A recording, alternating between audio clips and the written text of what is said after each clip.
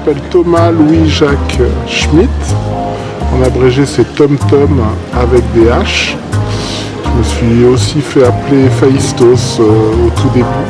Donc il y a 20 ans, en mai 2000, je me suis installée dans le quartier et un peu par hasard, je me suis mis à découper les affiches publicitaires qui étaient collées chaque semaine sur un double panneau qui se trouvait ici. Donc j'ai fait ça pendant de longs mois, voire... Même si j'ai commencé à rencontrer des artistes très vite. Donc le premier jour, quand je suis venu coller de la pub, beaucoup de gens ont vraiment cru qu'il s'agissait du retour du publicitaire. Et ça m'a permis de tisser des liens et puis de continuer à faire ce que je faisais, c'est-à-dire de détruire et en détruisant, de créer. Ensuite, j'ai pu faire un hommage à Cabu avec des affiches dessinées pour le caveau de la République. Après, j'ai fait une composition sur l'image de la femme. Les terrasses sont fermées, donc il n'y a plus cette pression. Et pour moi, ça a été vraiment l'occasion de rebooter le système, c'est-à-dire à la fois de pouvoir montrer à des gens qui n'avaient jamais vu mon travail dans ces conditions, pour leur donner l'occasion de comprendre finalement comment cette situation avait été possible. Et comment justement elle perdure depuis 20 ans parce que c'est modulable, urbain réactif.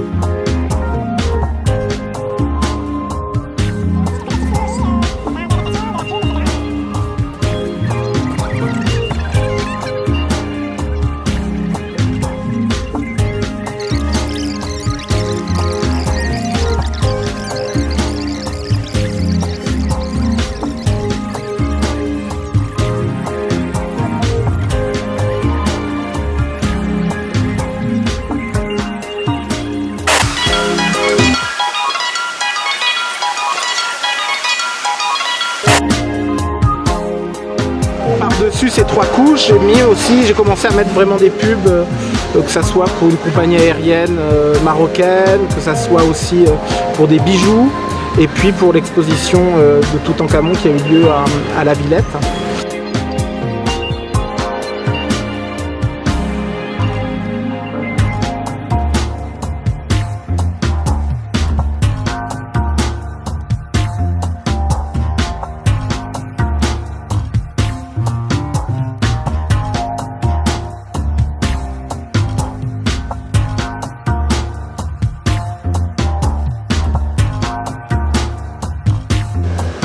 Pour moi, c'était intéressant et très significatif que Marguerite Stern vienne poser au frontispice.